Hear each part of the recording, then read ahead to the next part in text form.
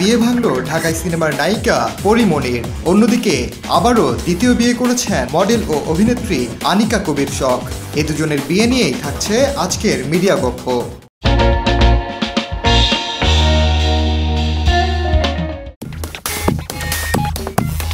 অবশেষে আবারও বিয়ের পিঁড়িতে বসলেন মডেল ও অভিনেত্রী আনিকা কবির শখ। দ্বিতীয় বিয়ের গুঞ্জন শোনা গিয়েছিল ৩ মাস আগে। শখ ও তার স্বামী রহমান জনের ছবি এরই মধ্যে সামাজিক যোগাযোগ মাধ্যমে ভাইরাল হয়েছে। সত্যতা মিলেছে তাদের বিয়ের।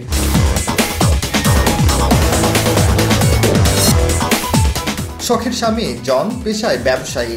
গত 12ই মে ঘরোয়াভাবে শখ ও জনের বিয়ে হয়। দুজনেই থাকছেন উত্তরার একটি বাসায়। তবে গাজীপুর জেলার কালিয়াকৈর থানার বলিয়াদি গ্রামে শখের শ্বশুরবাড়ি। আর সেখানেই কোরবানির ঈদে স্বামী জনের সঙ্গে শ্বশুরবাড়ি বেড়াতে গিয়েছিলেন শখ।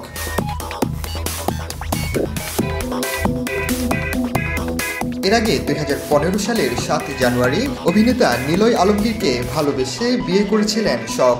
2 বছরের মাথায় সেই বিয়ে ভেঙে যায়।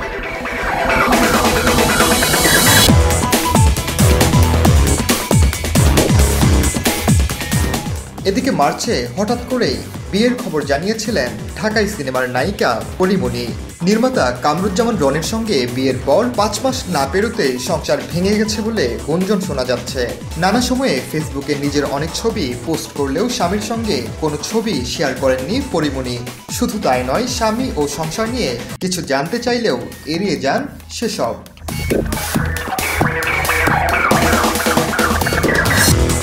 অনেকেই প্রশ্ন তুলেছেন, তবে কি 3 টাকা দেনমোহরের সেই বিয়ে ভেঙেই গেল?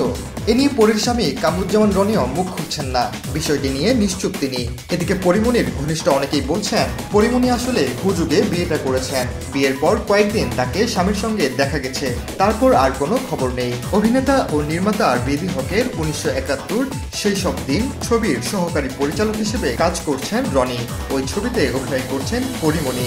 সেখানে কাজ করতে গিয়ে নিজেদের মধ্যে বোঝাপড়া তৈরি হয় তাদের। প্রেম থেকে হয় পরিণয়।